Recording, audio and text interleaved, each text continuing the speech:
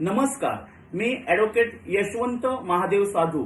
माझा आजच्या व्हिडिओचा जो काही विषय आहे तो म्हणजे की एखाद्या गुन्ह्यामध्ये सॉल्व्हन्सी मागितली जाते किंवा सॉल्व्हन्सी म्हणजे काय, ऐपत म्हणजे काय, ऐपतीचा जामीनदार म्हणजे काय। तर एखादा अतिशय गंभीर गुन्हा जेव्हा कोर्टासमोर पोलीस घेऊन जातात त्यावेळेला कोर्ट आरोपीला सोडताना साध्या जामीनदाराच्या भरोशावर न सोडता त्या ठिकाणी सॉल्व्हन्सीचा जामीन मागतात। आता सॉल्व्हन्सी म्हणजे काय किंवा सॉल्व्हन्सीचा जामीन म्हणजे काय, तर ज्या वेळेला कोर्ट सॉल्व्हन्सीची ऑर्डर करतं किंवा ज्या वेळेला कोर्ट आणि एखादा ऐपतदार जामीनदार देण्यासाठी सांगतो त्यावेळेला मग आपण काय करायचं, तर ज्युनियर वकील मित्र मैत्रिणींनी ऐकून घ्या की ज्या वेळेला सॉल्व्हन्सीची ऑर्डर होत असते त्यावेळेला आपण आपल्या आरोपीला आणि त्या जामीनदाराला या गोष्टीची समज द्यायची आहे की जामीनदाराने तहसील ऑफिसला जायचं आहे आणि तहसील ऑफिसमध्ये जाऊन त्याने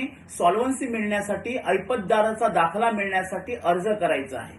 आता हा अर्ज केल्यानंतर मग तहसीलदार मंडळ अधिकारी किंवा तलाठी यांच्या मार्फत त्या माणसाचं जे घर आहे किंवा जी शेतीवाडी आहे त्याची इन्क्वायरी करेल किंवा निरीक्षण करेल किंवा त्याबद्दल आपली खात्री करेल आणि मग मंडळ अधिकारी किंवा तलाठी यांनी रिपोर्ट दिल्यानंतर त्या जामीनदाराला ऐपतीचा जामीनदार म्हणून घोषित केलं जाईल आणि ऐपतदार म्हणून दाखला दिला जाईल। यालाच आपण सॉल्व्हन्सीचा दाखला असं म्हणतो। आता हा सॉल्व्हन्सीचा दाखला जो आहे तो दाखला 1 लाखापर्यंत सॉल्व्हन्सी देण्याचा जो अधिकार आहे तो तहसीलदार साहेबांना आहे।